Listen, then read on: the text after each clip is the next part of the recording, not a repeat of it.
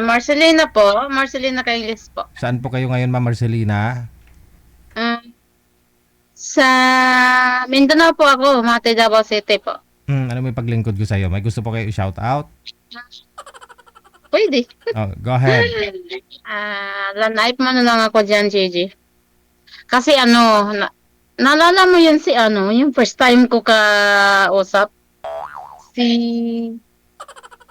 Junior Robinus. Teka lang. Akala ko magsha-shout out ka. Pwede dun. Shout out din sa inyo. Ah, okay. Meron lang ako masasabihin sa'yo. Ano po yun? Lanaip mo na lang ako. Ano po? Line-up mo na lang ako dyan. I-line up. Opo, Ah, nakita mo naalala mo yung first time ko doon umakyat sa'yo, yung kausap ko si Junior Robinus? kailan ho yun, ma'am? Di ko na ho maalala. Anong taon? Mga nung mga 3 linggo pa yata yan, o dalawa. Yeah, Ah, 2 linggo may git. okay. May nakausap. Kasi, May nakausap ka dito. Tapos, nag-meet kami, uy, ayun, tumawag na siya. parang may problema siya sa pamilya niya. Teka lang. May tumatawag ho sa'yo, naputol ah. Ano po yun? Wala, kinancel ko yun, wala yun. Baka siya yun. Hindi yun. Ay, Hindi hindi. yun. Okay. So, nung nag-usap po kayo dito, after sa live, nag-usap pa kayo sa off-cam. Tapos, taga saan po ba yun? Yeah. Ay, naku, paulit. Taga Mate po. Mate, Davao Oriental po ako. Hindi, siya. Taga rito rin. Iba lang yung bayan niya. Pero Mm-mm. magkalapit lang kami sa city. Okay. So, sa city po kayo nagkita. Yes po. Nakita kami doon sa terminal, nag-meet kami. Pero nung pagpunta ko doon ng isang beses sa kanila, Ah, parang napapansin ko may problema sa pamilya. Biro mo, yung hiwalay sila ng asawa niya, andun pa, kapit-bahay rin. Nakakatawa nga eh. Kaya doon ako na-discourage ako doon. bali nung nagkita kayo sa terminal, sumama ka po sa bahay nila. Mm, Ayan, tumawag na talaga siya. Tapos sinabi sa akin, kausap ko yung nanay niya. Ah, Sabi, andun yung, teka lang. Nung andun yung asawa daw niya. mga ilang araw po kayong nag-uusap sa cellphone bago kayo magkita personal. Mga, mga 3 araw po. Okay. Kasi wala akong pasok doon. Aha. Siya pumapasok. Ay, Siya hindi rin po ba hindi, pumapasok? ano lang yun, magbubukid lang yun, JJ. Okay. So dahil hindi ka naman mapili, no? Dahil friendly ka naman, nagkita kayo tapos sumama ka sa lugar nila, no? Kaya nga, binisita ko lang siya, pero ayaw ko rin sa kanya, parang hindi ko type siya, parang komplikado yung buhay niya eh. Ano po yung nadatnan niyo po doon, ma'am? Gaano po kalayo mula sa city yung bahay nila? 50 pesos lang yung pamasahe.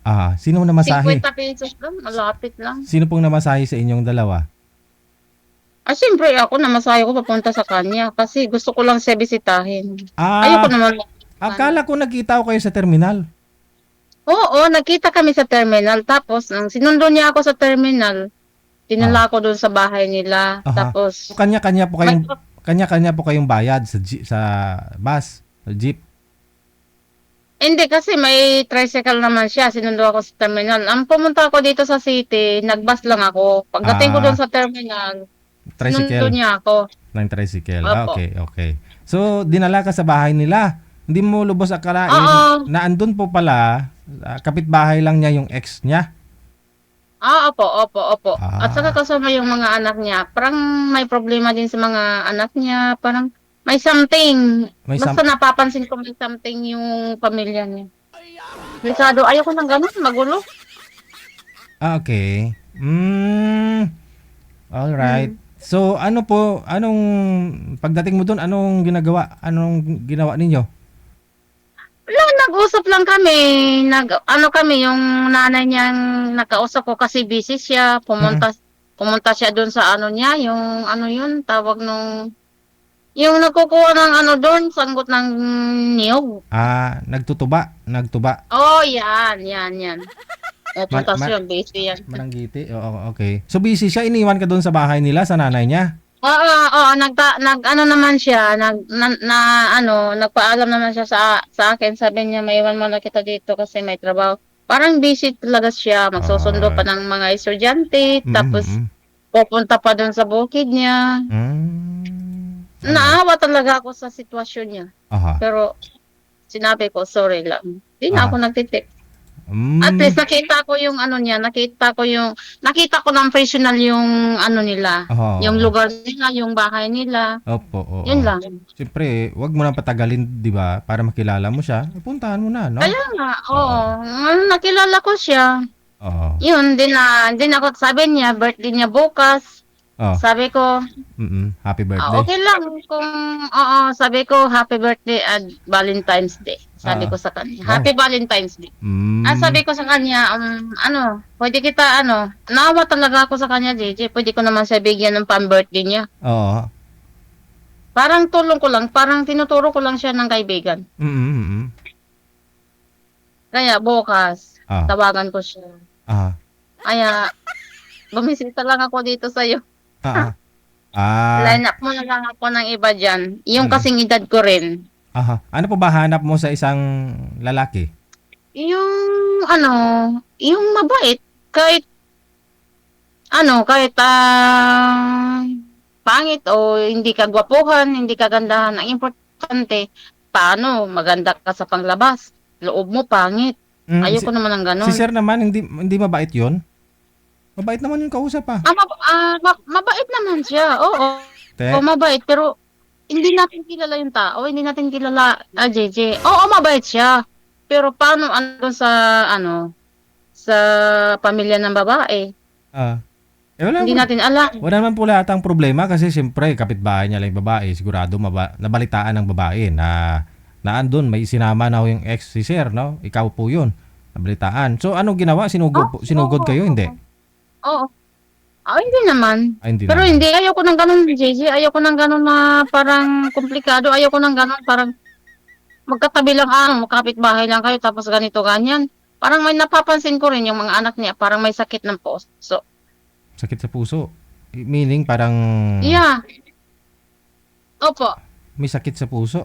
As Parang in, may problema sa pamilya may sakit oh, sa puso yung anak niya. Sinabi sa akin, mismo nagsabi sa akin yung nanay niya. oh, Kaya sabi ko, ganun ba? Kaya naka-decide ako, ayaw ko mapabigat sa kanila. oo. Nakadesisyon lang ako, tutulungan ko lang sila o anong gusto. Kaibigan lang. Mm. Ah, Mahirap ng gano'n, JJ. Mahirap talaga ng gano'n. Hindi natin alam yung sitwasyon do'n sa yung babae. Hindi mm. naman natin alam. Mm. Di mas maganda ho sana kung nakausap mo na rin yung ex niya. 'Di ba? Kamo nakilala ako ng mister mo, ng Ayaw ko. ex-husband mo, ganun. Ah, kung, Ayaw ko. Wala rin akong type sa kanya, JJ. kung Hindi interesado ko ka, siya type. oo, yun lang. Hindi ko siya type.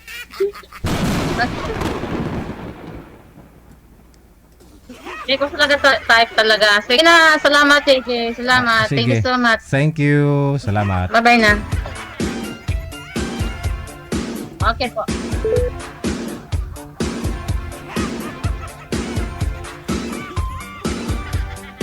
May punto si ma'am, no?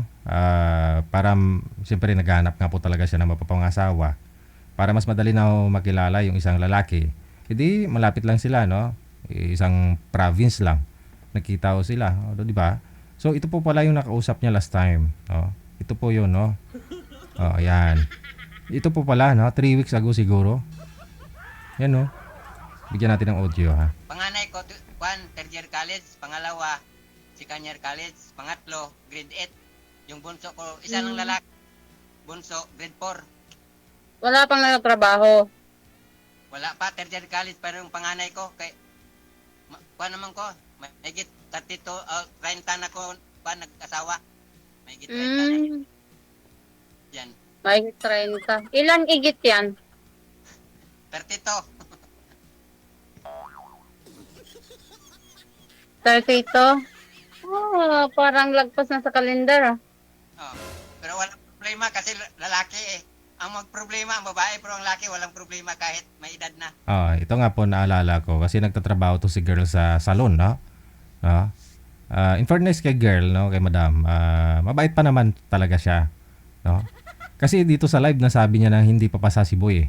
Kaya nakita niyo po yung description nakalagay ho dyan. Wala na, hindi pumasa si kuya. So yun pong nilagay ni manager nung ini-upload niya yung video.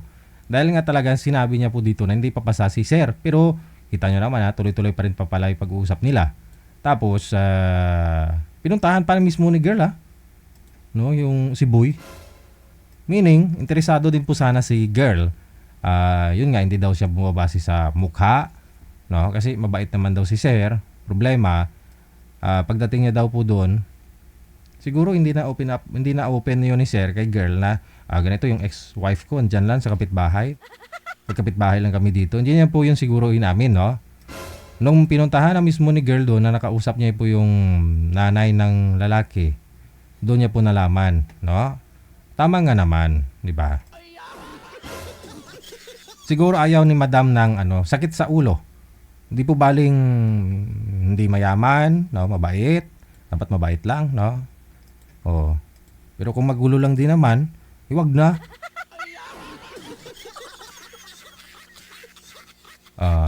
Yan po pala, naalala ko to, mga 3 weeks ago. Yan, kabuang kwento nila, pwede po ninyo panoorin dyan lang sa reels natin, no?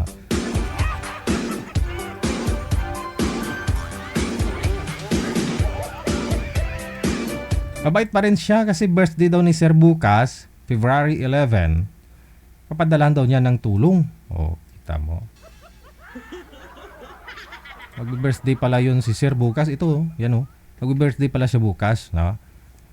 Nauna lang pala to manager ng birthday sa'yo. Ngayon kasi birthday mo manager eh.